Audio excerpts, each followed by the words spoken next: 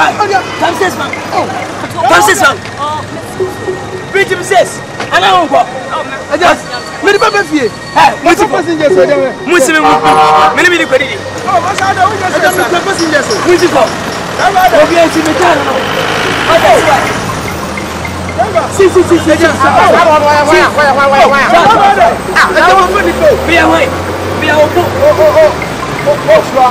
You're the car of Robert Jackson. For the folk. The bottom of the car, no, I'm going to go. I'm going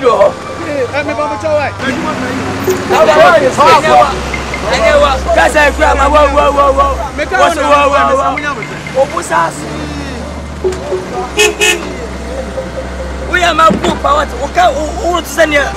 We play.